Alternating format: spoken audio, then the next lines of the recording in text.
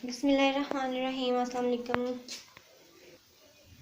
कैसे हैं आप व्यूवर्स? आज मैं बना रही हूँ माश और चने की दाल। उसके लिए मैंने लिए हैं छोटे 6 प्याज हैं, अगर बड़े हैं तो आप 4 ले लें। 2 टमाटर लिए हैं, 1 लहसुन का फूल है, 1.5 इंच का टुकड़ा अदरक का है, 6 से 7 हमें हरी मिर्चें चाहिए होंगी। और ये है दाल जो मैंने चुन के भिगो दी थी, और ये तकरीबन 1.5 पाव दाल है। तो इसको हमने हाफ़ क्वांटिटी इसमें माश की दाल लेनी है और हाफ़ जो है वो चने की लेनी है।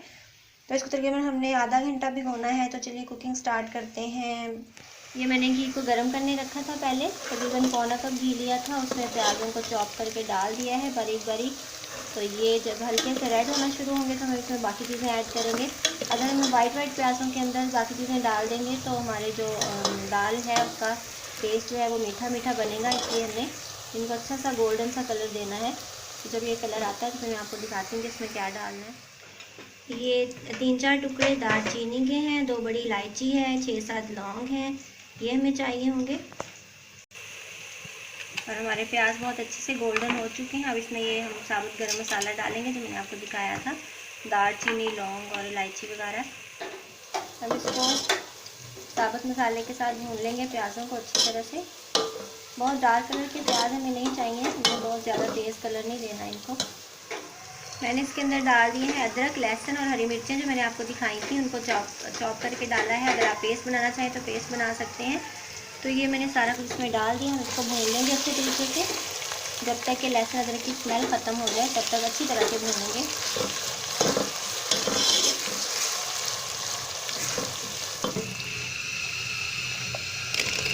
ये हमने टमाटर डाल दिए हैं और हम टमाटर सॉफ्ट होने तक अच्छी तरह से इसको भून लेंगे मसाले को, और फिर उसके बाद इसमें अपने स्पाइसेस को ऐड करेंगे।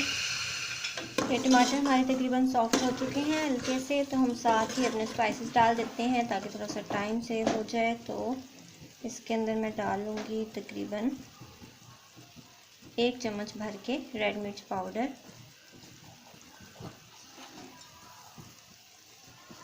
आधा चम्मच इसमें डालनी है हल्दी, और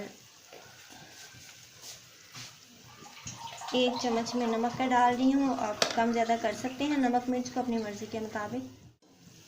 तो ये नमक मिर्च मैंने डाल दिया है और इसको नमक मिर्च के साथ भून लेंगे अच्छे तरीके से। और नमक मिर्च डालते हुए अब ये कोशिश किया करें कि आपकी आंच हमेशा स्लो हो। तेज़ आंच पे जब मिर्चें और नमक वगैरह जल जाते हैं अपने हमारे मसाले, तो फिर वो जो सालन होता है उसका टेस्ट बिल्कुल भी अच्छा नहीं आता। तो इसलिए मसाले डालते हुए आंच हल्की रखा करें और हल्का सा पानी लगा लें तो बहुत ही बेहतर है।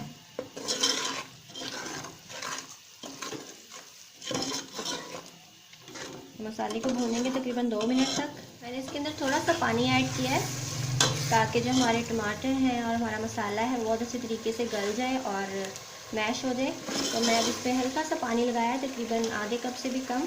तो अब इसको मैं कवर कर दूँगी और देखते हैं इसको 5 मिनट के बाद। ये देखिए मैंने दाल को बहुत अच्छे तरीके से मसल के धो लिया है। तकरीबन 2-3 पानियों से इसको मैंने धोया है ताकि इसके ऊपर जो स्प्रे किया होता है, जो कीड़े मारने वाली जो उन्होंने मेडिसिन वगैरह लगाई होती हैं, वो उसका असर ख़त्म हो जाए। तो आप भी हमेशा जब भी बाज़ार से दाल वगैरह लेके आएँ तो उसको अच्छी तरह से 2-3 पानियों के साथ आपने धोना है ताकि वो बिल्कुल हार्मलेस हो जाए।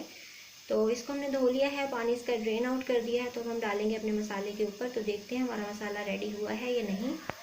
ये देखिए हमारा मसाला बहुत अच्छे से रेडी हो चुका है, बिल्कुल भुन गया है, पानी इसमें नहीं है अब। तो हम इसके अंदर डाल देंगे अपनी दाल को। ये देखिए जी दाल भी ऐड हो गई है। अब मैं इसको भूनूंगी अच्छे तरीके से, मसाले के अंदर कोट कर लूँगी अच्छी तरह से। हमने इसको हिलाना है ताकि ये मसाले में अच्छी तरह से कोट हो जाए, और फिर इसके ऊपर हम बाद में पानी थोड़ा सा डालेंगे और इसको ढक देंगे जब तक ये गल नहीं जाती। तो फिलहाल हमने इसको भूनना है, तकरीबन 2 मिनट तक हम इसको भूनेंगे। और भूनने की रीज़न ये है कि अगर हम इसको भूनेंगे नहीं तो ये जो माश की दाल है इसमें थोड़ी सी लेस बन जाती है जो अच्छी नहीं लगती। तो हमने इस केस में इसको थोड़ा सा भून लेना है, तकरीबन 2 मिनट, इससे ज़्यादा नहीं।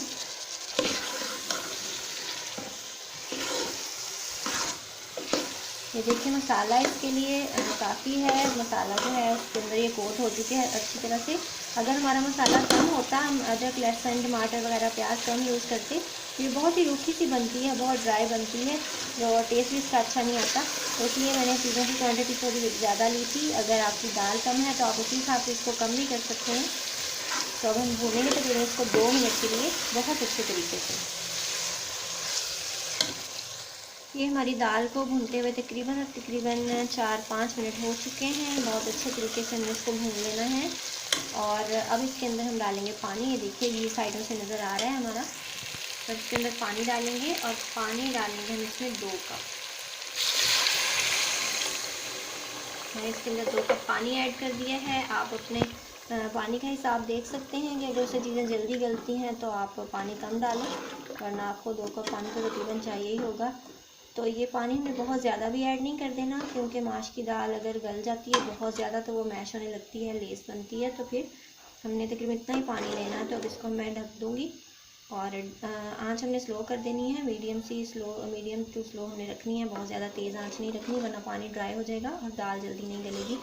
तो इसलिए मैं हल्की आंच पे इसको तकरीबन छोड़ दूँगी 10 से 12 मिनट तक के लिए। और बाद में देखते हैं कि हमारी दाल कितनी देर में गलती है। ये तकरीबन 5 मिनट हुए हैं और ये देखें पानी इतना सा है और आंच हल्की थी, इसलिए पानी अभी ड्राई नहीं हुआ। तो दाल हमारी अभी गली नहीं है, तकरीबन हाफ डन हो चुकी है। तो तकरीबन 5 से 7 मिनट और लगेंगे। और पानी भी जब तक ड्राई होता है तो फिर हम देखते हैं कि इसकी क्या कंडीशन है। हम इसको दोबारा कवर कर देते हैं। ये देखिए पानी हल्का हल्का सा रह गया है और दाल में भी बस थोड़ी सी कसर है। अब थोड़ी देर लगेगी, तकरीबन 3 से 4 मिनट के अंदर ये पानी भी हमारा ड्राई हो जाएगा और दाल भी गल जाएगी कम्प्लीटली। अभी ये बस गलने के पास ही है। तो हमने पानी थोड़ा सा और ड्राई कर लेना है और बहुत ज़्यादा ड्राई भी नहीं रखना, ताकि अच्छी सी हमारी ग्रेवी वाली दाल बने। तो बस देखते हैं इसको तकरीबन 4 मिनट के बाद। ये देखिए हमारी दाल बहुत अच्छी तरीके से गल गई है, कुक हो चुकी है। मैंने इसको चेक किया है और इसमें हल्की हल्की सी ग्रेवी है। अगर आप इसको भी ड्राई करना चाहें तो कर सकते हैं, अदरवाइज़ मुझे तो इतनी ज़्यादा ड्राई पसंद नहीं है। तो ये बहुत परफेक्ट है इसकी कंसिस्टेंसी। इससे ज़्यादा मैं इसको ड्राई नहीं करूँगी। और ये देखें तरी भी साइडों में हल्की हल्की से अलग हो रही है। अब इसके ऊपर हम डाल देंगे हरा धनिया और गरम मसाला। और गरम मसाला हमने बहुत ज़्यादा नहीं डालना, क्योंकि हमने इसमें हरी मिर्चें भी डाली हैं और रेड मिर्च पाउडर भी डाला है। तो अगर मसाला ज़्यादा होगा तो फिर इसकी जो स्पाइस लेवल है बहुत ज़्यादा इंक्रीज़ हो जाएगा। इसलिए मैंने इसमें बस 1/4 टीस्पून जितना ही गरम मसाला डाला है। तो अगर आप ज़्यादा खाते हैं तो आप ज़्यादा डाल लीजिए, लेकिन आपको उसके लिए रेड मिर्च पहले कम डालनी होगी। अब डाल देते इसके अंदर धनिया। ये मैंने इसमें धनिया भी डाल दिया, इसको मिक्स कर लेंगे। और हमारी बहुत ही टेस्टी सी ज़बरदस्त सी माश और चने की दाल बनके बिल्कुल रेडी है। तो उम्मीद है कि आपको आज की रेसिपी अच्छी लगी होगी। फिर like my videos and don't forget to subscribe my channel. और मुझे दुआ में याद रखिएगा। सो मिलते हैं इंशाल्लाह नेक्स्ट वीडियो में बहुत ही ज़बरदस्त सी रेसिपी के साथ। So till then take care, goodbye, अल्लाह हाफिज़।